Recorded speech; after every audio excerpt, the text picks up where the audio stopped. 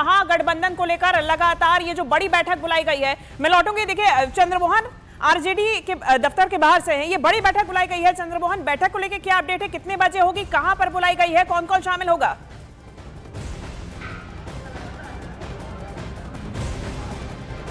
बैठक बुलाई गई है जिसमें आरजेडी कोर ग्रुप के तमाम नेता मौजूद रहेंगे और कोशिश ये की जा रही है कि मुकेश सहनी से फिर से एक बार बात की जाए और साथ ही कांग्रेस के बड़े नेताओं से एक बार फिर से संपर्क साधा जाए, क्योंकि कांग्रेस ने जिस तरह की शर्त रखी है, साफ तौर पर यह कहा गया है कि 13 तारीख तक अगर ये पूरा सीटों का मामला नहीं सुलझता है तो कांग्रेस अपने उम्मीदवारों की घोषणा शुरू कर देगी। और ऐसे में मुकेश सहनी जब परसों रात में वहां से तेजस्वी यादव से मिल के निकले थे, बैठक से निकले थे, उसके बाद से नॉट रीचेबल हो गए हैं, तो कहीं ना कहीं अभी आज के वक्त में तेजस्वी यादव के लिए पेशोपेश की स्थिति हो गई है। और ऐसे में तमाम कोर ग्रुप के जो लोग हैं उनको बुलाया गया है। लालू यादव और तेजस्वी यादव की अध्यक्षता में ये बैठक एक पोलो रोड या फिर 10 सर्कुलर रोड में होगी। 11 बजे के बाद ये बैठक बुलाई गई है।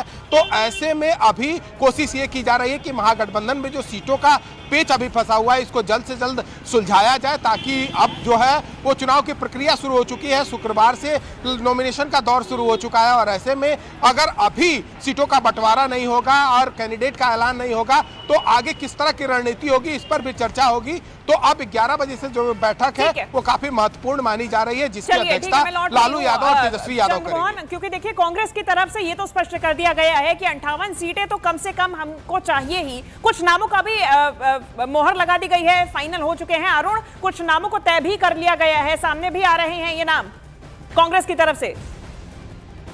देखिए कांग्रेस की जो बैठक दिल्ली में हुई थी उसमें 25 नाम तय करने की बात कही गई थी, लेकिन एक जो महत्वपूर्ण बात है कि ये कि 19 में से सिर्फ 9 विधायकों के टिकट पर ही मुहर लगी है। यानी जो विधायक समझ रहे थे कि हम सिटिंग एमएलए हैं तो हमारा टिकट नहीं काटेगी कांग्रेस, तो कांग्रेस कुछ सिटिंग एमएलए के टिकट काटने पर विचार कर रही है। लेकिन परिस्थिति कैसी होगी, अगर बहुत ज़्यादा देर होती है टिकट के बंटवारे में, नाम की घोषणा में, तो आखिरी समय में टिकट काट करके वहाँ हलचल मचा करके और अपनी पार्टी की स्थिति खराब नहीं करना चाहेगी।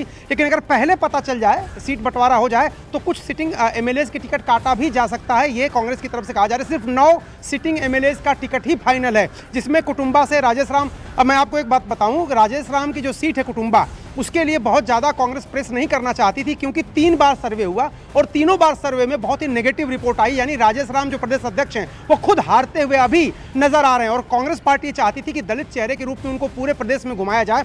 अगर प्रदेश का अध्यक्ष ही हार जाएगा तो फिर क्या होगा, इसलिए उनके सामने विकल्प रखा गया था कि अगर आप चाहें तो आपको दलित चेहरे के रूप में पूरे प्रदेश में घुमाया जाएगा, आप चुनाव मत लड़िए। लेकिन उन्होंने इंसिस्ट किया कि मैं चुनाव लड़ना चाहता हूं, इसलिए उनको सीट मिल गई। शकील अहमद खान जो उनके नेता हैं उनको भी सीट मिल गई है। तो 9 विधायकों पर मुहर लगी है, बाकी सबका भाग्य अभी निर्भर करता है कि किस तरह की सीटें मिलती हैं और कितनी सीटें मिलती हैं। बिल्कुल, मैं लौट रही हूँ। अमित हमारे साथ पटना से बने हुए हैं बीजेपी दफ्तर के बाहर से। अमित, प्रदेश प्रभारी और यहाँ पे तमाम लोग, जायसवाल साहब, दिलीप जायसवाल भी कह रहे हैं कि सब कुछ ठीक है, सब कुछ लगभग अंतिम दौर में है, फाइनल है, लेकिन फिर फाइनल मोहर कब लगेगी? एक दूसरे को मनाने में ही अभी तक मान मनौवल ही नहीं खत्म हो पा रहा है एनडीए में।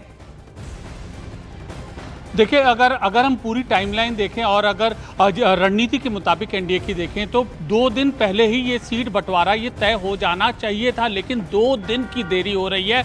और इसमें सबसे बड़ी वजह है कि सबसे पहले चिराग ने नाराजगी जताई, फिर उसके बाद मांझी ने और अब उपेंद्र कुशवाहा ने अपनी नाराजगी जताई है। तो इस रुख को देखते हुए 2 दिन ये देरी है, बेहद महत्वपूर्ण देरी है। और अब एक कदम फूंक कर एनडीए के रणनीतिकार रख रहे हैं। 3 दिन तक लगातार बीजेपी की जो है प्रदेश स्तर पर बैठक चली है। इसमें सीटों के नाम पर चर्चा हुई, इसमें कौन सी सीटें सहयोगी पार्टियों को देनी है उस पर चर्चा हुई। और अब उसके बाद फिर अब ये सारी रिपोर्ट केंद्रीय नेतृत्व को सौंपी जाएगी। और सबसे जो अहम चीज़ है ये है कि चिराग के बाद अब मांझी की पार्टी और कुशवाहा की पार्टी दोनों ने अपना दाव बढ़ा दिया है। कुशवाहा की पार्टी अगर काराकाट और उसके आसपास के इलाकों में अपना दावा जता रही है, तो मांझी की पार्टी ने गया के और आसपास के इलाकों से 3 सीटें वहां पर और मांगी हैं। मतलब जो पहले 6 सीटें की बात कही जा रही थी, बिल्कुल अमित, और देखिए एक क्षण महत्वपूर्ण होता जा रहा है। फिलहाल बहुत शुक्रिया आप सभी का ये तमाम जानकारी, तस्वीरें हम तक पहुंचाने के लिए।